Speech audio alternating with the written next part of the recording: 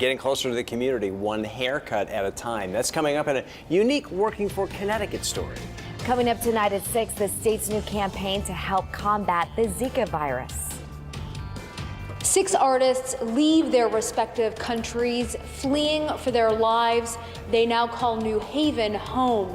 I'm Stephanie Simoni. A look at the artwork coming up. Also, a laptop battery being recalled tonight. This thing can be big trouble. We'll tell you why. Those stories and more tonight on News 8 at 6. A bit of a different Working for Connecticut story for you tonight. It's a job that's done purely out of the goodness of one man's heart. He gets no money, but he does receive something greater. News 8 photojournalist Kelvin Higgins with his heartwarming story tonight from Bushnell Park in Hartford. This park is a darn cool spot. We've got a good thing going here. I'll tell you, there's nothing like a haircut in the park. Geez, Harold, it's coming off nice. I'm Anthony Samaras. I'm alias Joe the Barber. Hug for a haircut hug. It started 28 years ago. When I get home, I'm gonna wash my hair anyway when I get home. You won't have to when I get through with you. I'm not a barber. What you pay is what you get. Well, obviously, they liked what I gave, and the price was right. You know, there's a book written about everything, and if you take your time, you can do it. This is convenient, unless when they say you ain't got no money. What I get from my customers is love, L-O-V, love. It makes him feel good, and it makes me feel. It makes everybody feel good. And you know, the love you give is the love you get. And I cry every time one of these guys come up to me and tell me they love me. It's nice to have a gentleman that will come out and shave you and give you a good haircut. You rub somebody's head, you give them a scalp massage, or you shave them all up and make them look halfway decent. And it's all about love. And I love them, and they love me, and we know it. Come on, we're gonna put you guys right in line right there. Grab a bag. We got a sandwich. It's grown to everything. Yeah, it's grown food especially. There's a lot of hungry people in this world. A soda, a bag of chips. So you see how many people can use a sandwich and something to take to have for tomorrow. It's because I cut their hair with love. I guess that's what it is. That's what it's all about. And if we can bring a little joy into somebody's life, let's bring that joy into their life. Go in peace, to love and serve the Lord. Love you. Not as much as I love you. That just puts a tear in your eye. How great is that story? Anthony, thank you for the work you're doing out there. And to check out all of our stories that we've done as part of this Working in Connecticut series, you can see them on our website at WTNH.com. Live, News 8 at 6 starts now. A new campaign to make sure travelers in Connecticut are well informed about the dangers of the Zika virus. Plus, new information being released on the investigation into the Orlando nightclub massacre as President Obama meets with the victims' families. It's about what I feel. It makes me relax, you know, forget all my problems. That helped a lot. A man who escaped his nation and found refuge here in the United States is now sharing the art that is helping him to heal. The federal government is now reporting that 3 babies have been born in the United States with birth defects caused by the Zika virus. Good evening, everyone. I'm Scott McDonald. And I'm Ann Cragen for Ann Nyberg tonight. People in 43 states have tested positive for that virus. Almost all of the cases are travel related. And because of that, Connecticut is starting a major information campaign at the state's largest airport. Chief Capitol correspondent Mark Davis explains. Of the nearly 400 Connecticut residents that have been tested for the Zika virus, 26 have tested positive. 8 of them were pregnant women, and some of them suffered miscarriage that could be related to the infection. Because of privacy rules, the department won't say if any prenatal testing indicates microcephaly. We are asking expecting mothers to protect themselves and have in consideration also during the duration of the pregnancy if the partner have traveled to the areas. Videos on TV screens at the airport are now flashing messages informing travelers of the precautions needed and urging pregnant women or women expecting to become pregnant not to travel to the affected areas unless absolutely necessary.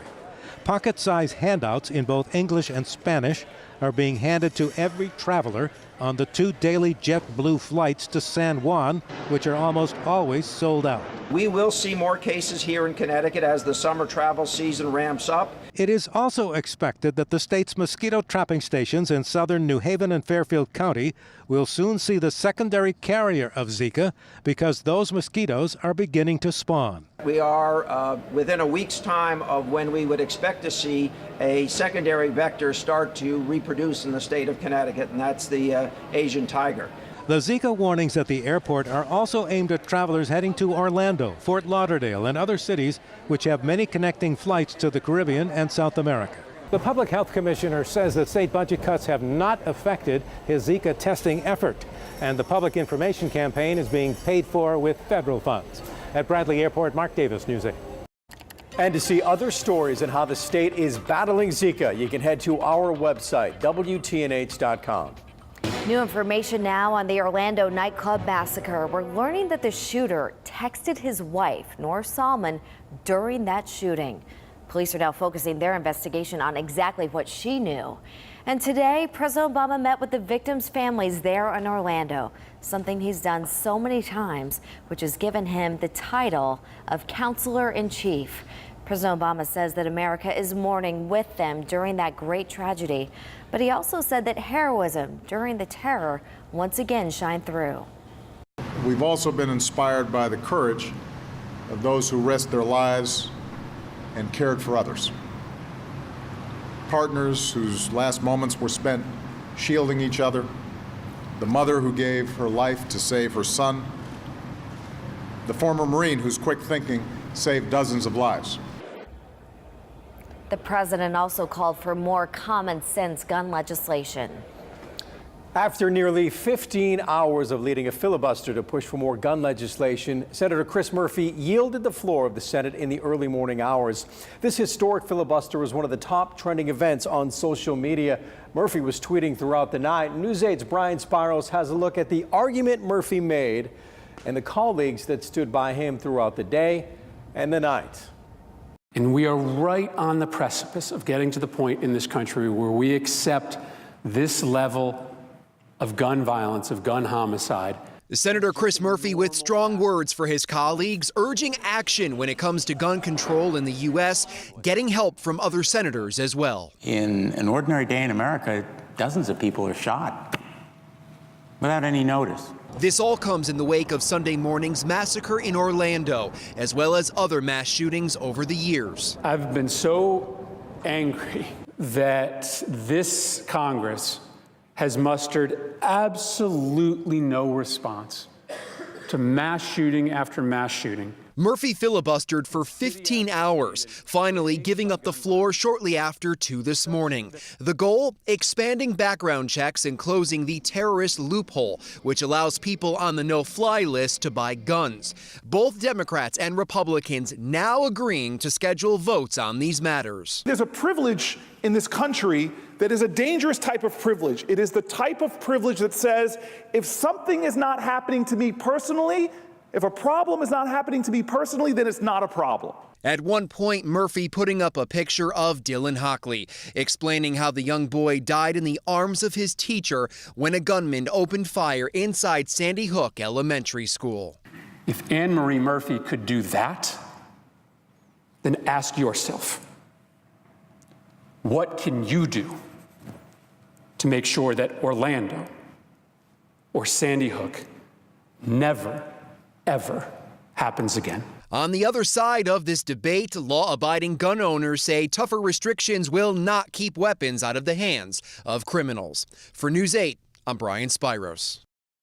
And despite the long night of standing for hours pushing for a vote on gun legislation, it didn't stop Senator Murphy from continuing his campaign today. He spoke with several news outlets just this morning and also held a press conference with the families of the victims of mass shootings, like Tina, who lost her father in the shootings at San Bernardino.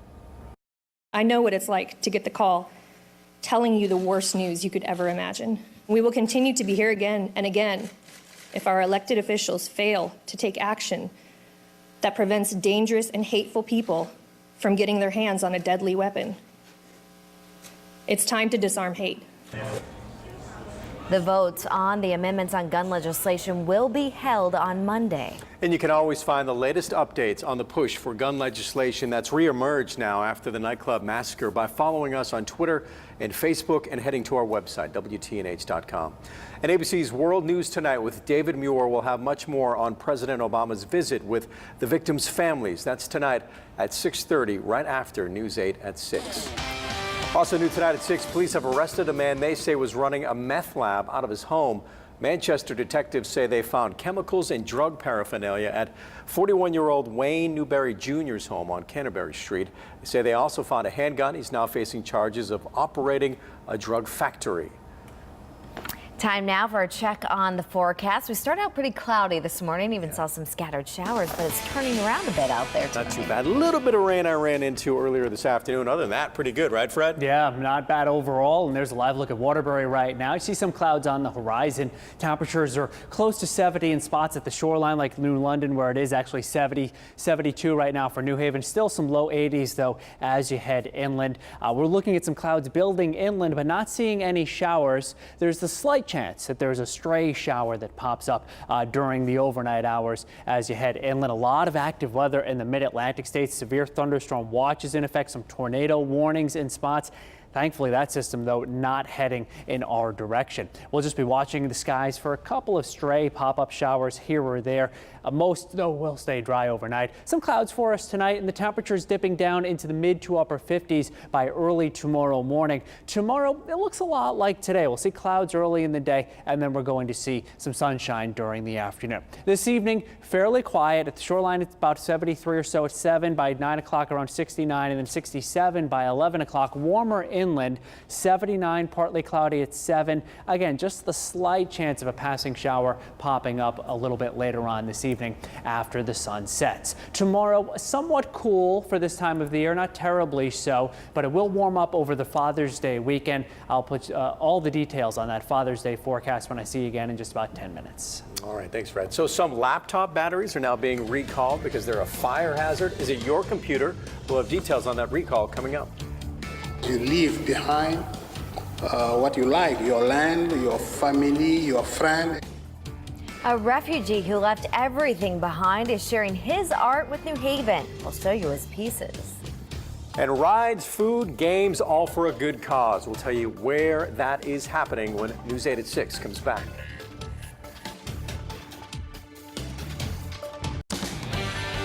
And we've got a recall to tell you about tonight. Sony recalling their Vio laptop computer battery packs. They say they can overheat and actually burn you or become a fire hazard.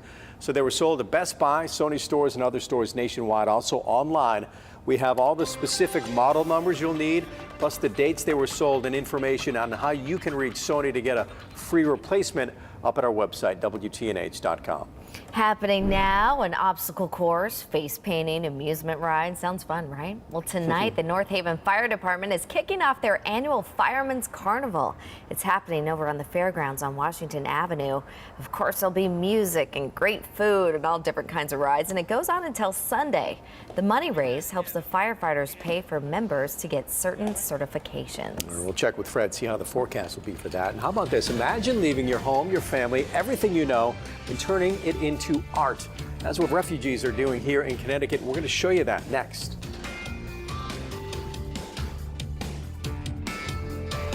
Art created by people who have escaped dangerous nations and found a new home here in the United States. That's the feature of the new exhibit at the New Haven Museum. And 6 artists are sharing their story there. News 8's Stephanie Simone spoke with one of those artists. An original mask from Africa. For New Haven's Musa Gwe, each brushstroke is therapy. It's about what I feel. It makes me relax, you know, forget all my problems, and that helped a lot. Yeah. Gway is from the western North Africa's Mauritania. Even today, it's known to enslave people against their will, especially those who speak out against the government. He studied architecture and worked in that country for 2 years. Then he was thrown in prison. Because they think I was not on their side, and everybody who is not on their side is against them. He made the difficult choice to leave his wife and children in 2003 and start fresh in the United States. You leave behind what you like, your land, your family, your friend. He's one of 6 New Haven artists shown at Stories from Far and Near at the New Haven Museum. All are refugees. It's the resiliency of these individuals that is so powerful. Freedom of speech is the focus of many of these pieces. In the center of the room hangs paper boats. Syrian children seeking asylum in New Haven made them. Syrian refugees often make dangerous treks over water to find safety.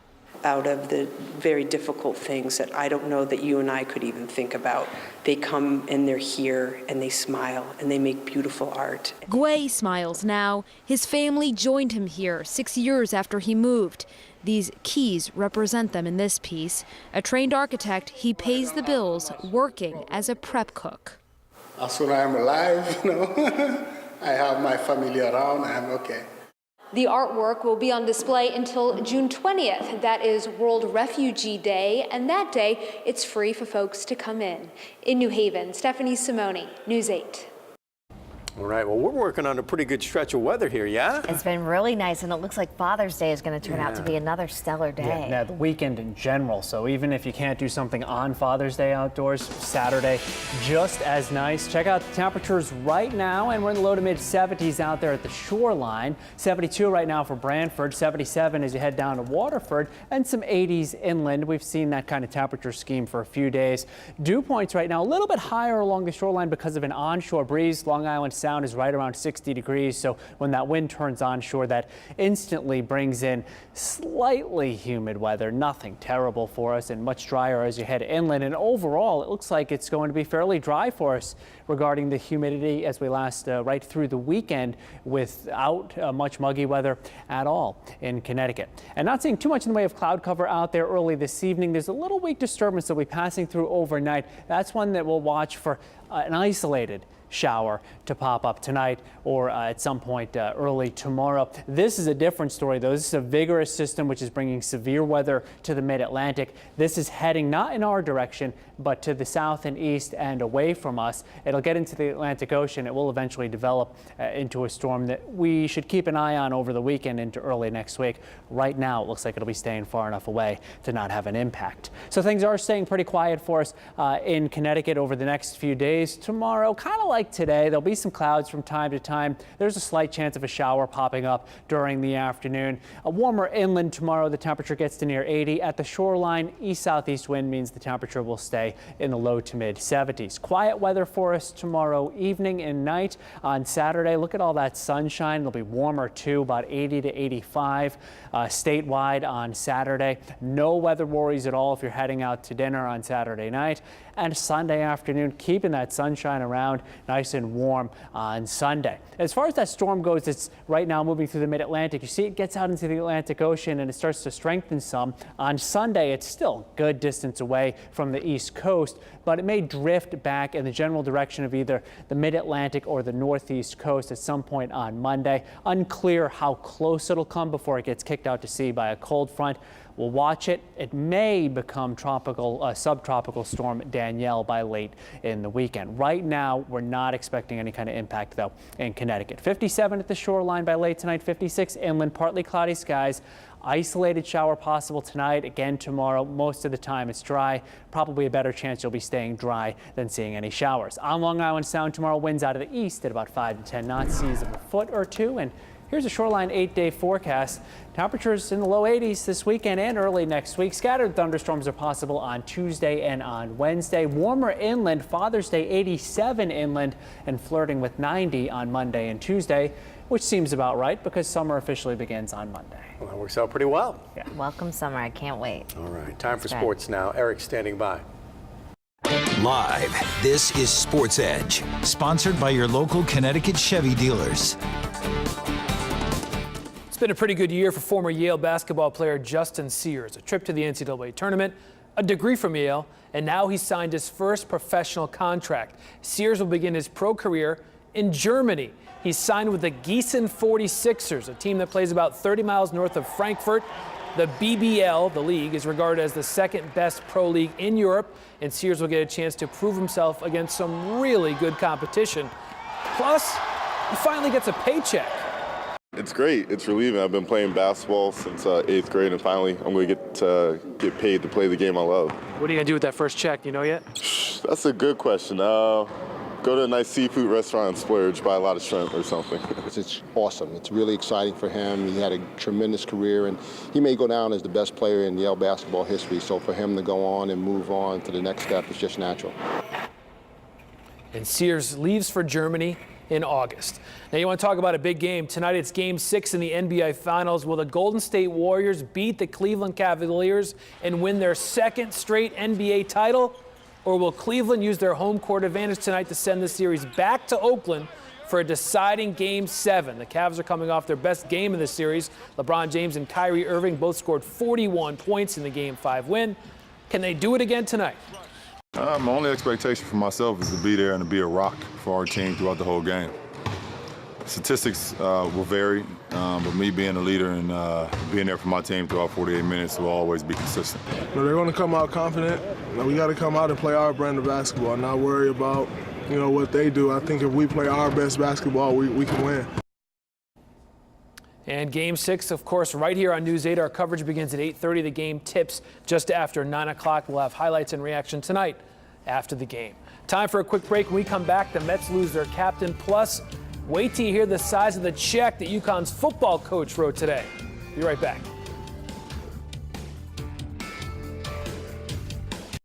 Student athletes at UConn have 250,000 more reasons to really like head football coach Bob Diaco. Today, Diaco and his wife Julia announced they will donate $250,000 to help fund the construction of several new UConn athletic facilities. The gift will be used to help build facilities for the UConn men's and women's soccer, baseball, and softball teams. Improvements to the facilities could cost as much as $46 million. Bad news for the Mets. Captain and third baseman David Wright needs neck surgery and may be lost for the rest of the year. Wright has a herniated disc in his neck, and after weeks of rest and injections, nothing has worked. So the 33-year-old, who missed most of last year with back problems, will be out again. The question is now, will he ever play again? The Mets are paying him $20 million a year through the 2020 season. But of course, the big news is the NBA Finals tonight, right here on News 8. Will there be a Game 7? I don't know. It's going to be fun to watch. It's going to be a lot of fun to watch. You, right? So we'll see what happens, but just let's hope we have a great game. Should be a great game. And if there is a 7, that'll be Sunday night, right? You got it. Okay. Father's Day. Yeah. Father's Day, which is looking good weather-wise. We know that. Let's check in with Fred. Yeah, still on track for a gorgeous Father's Day weekend. Not just Sunday, Saturday also spectacular. 82 degrees, lots of sunshine out there. That 82 at the shoreline, about 84 or 85 as you head inland. It will not be humid Saturday or Sunday. Sunday, perfect beach day, sunshine with a high of around 81. Can't beat that. That'll warm up Monday, Tuesday, Wednesday, Yeah, it gets a midweek. little bit muggier too. Summer. All right, that's our time. Thanks for watching. Remember, you get the latest news and weather online at WTNH.com. Enjoy your evening. We'll see you right back here tonight.